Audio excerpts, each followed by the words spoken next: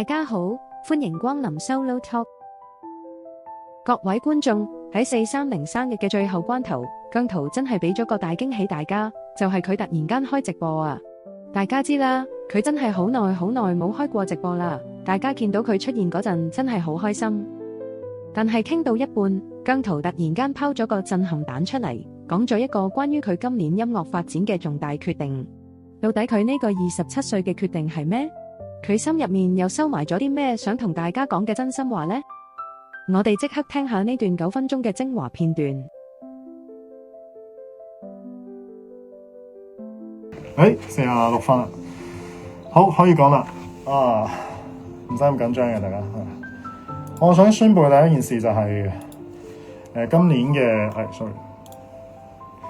好多人好多自己嘅歌迷、自己嘅 fans，大家都會去。其實即係而家已經4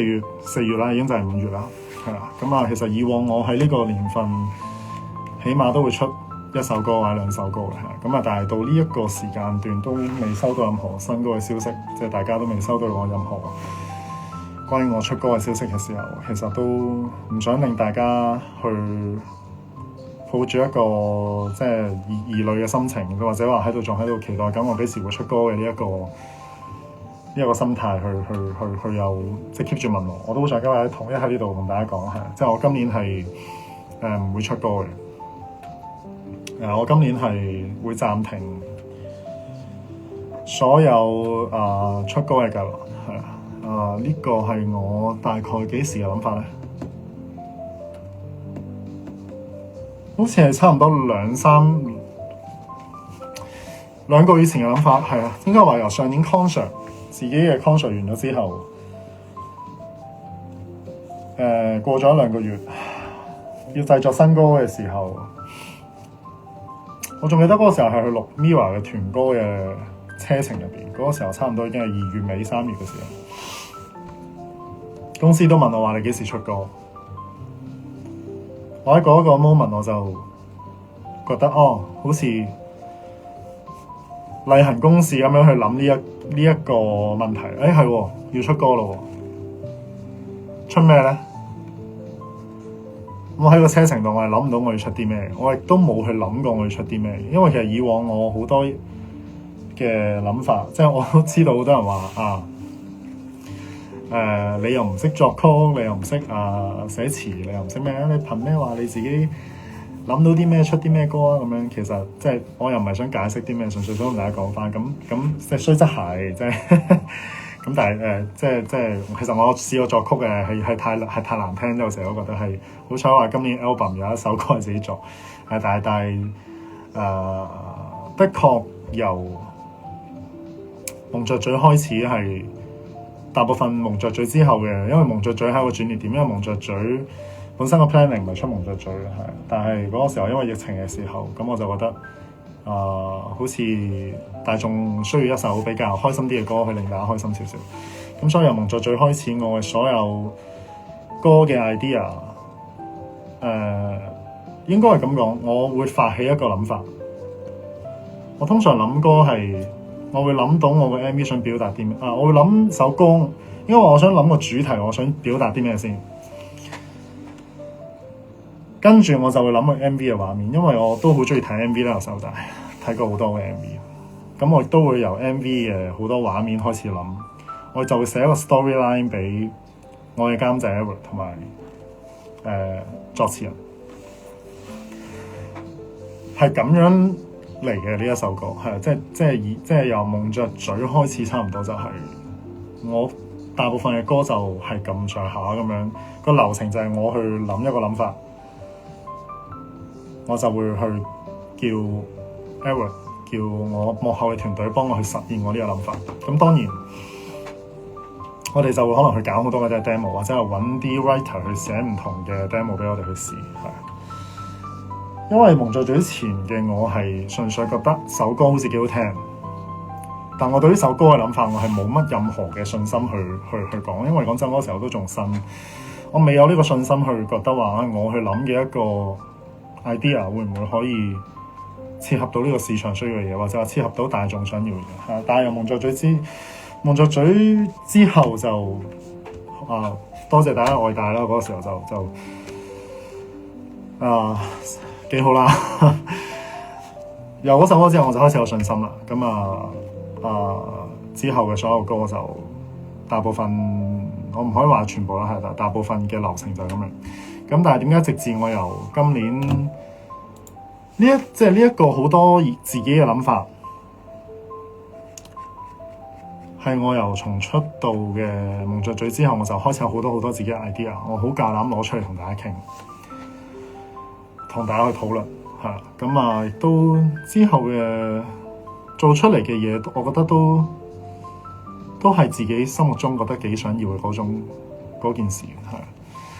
但係唔知點解由幾時開始呢一個好有一啲創意嘅一啲諗法，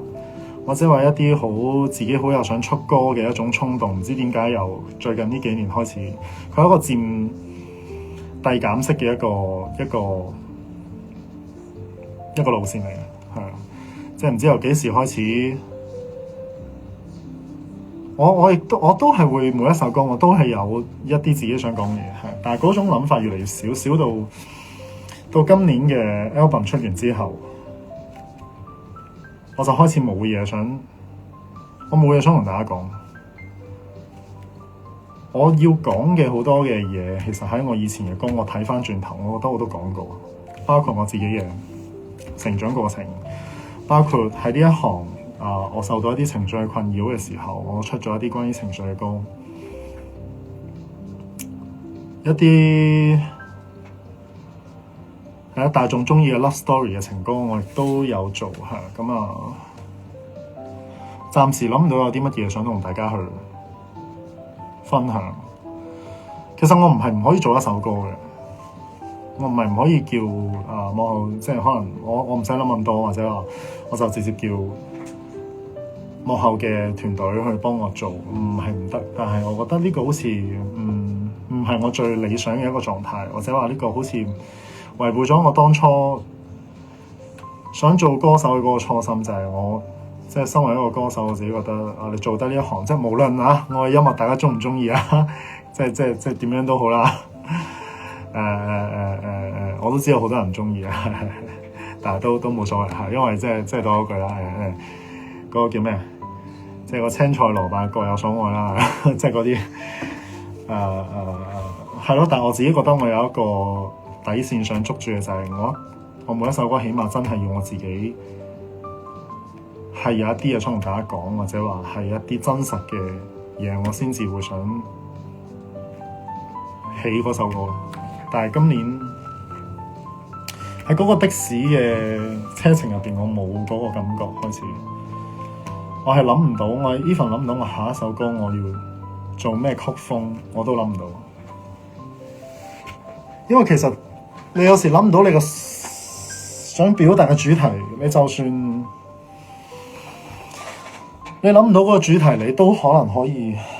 諗下你中意咩曲風，或者話你由嗰個曲風去切入你想做嘅一啲主題都得。但係我連我中意嘅曲風我都開始唔係好諗到，或者話唔係話諗唔到嘅，即係我都中意 R&B， 我都中意好多，最近亦都中意咗一啲好 jazz 嘅，亦都可能大家聽開有啲 K-pop 嘅最新嘅一啲歌我都有聽，即係嗰啲固然好犀利啦，係。但係你話我自己內心呢個 moment 我最想出一首邊種類型嘅邊 type 類型嘅一種曲風，我都唔係話好有信心地同大家去講，係。咁所以我喺嗰個車程入邊經歷咗呢啲思想掙扎之後，喺落車嘅前5分鐘我就覺得不如今年冇出歌啦。即係既然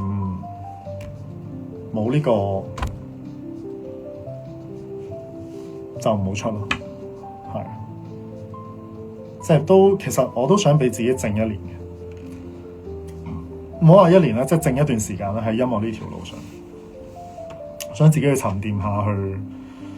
去揾下一啲新嘅自己俾大家睇。小編第一個反應係吓，今年冇新歌。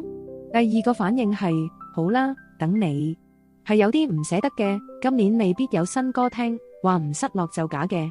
但係諗深一層，佢寧願斬纜，寧願等自己真係 ready 先出歌，呢份堅持其實好姜濤。你哋點睇佢呢個慢工出細貨嘅決定？留言一齊傾下啦！約定你下條片再見，拜拜。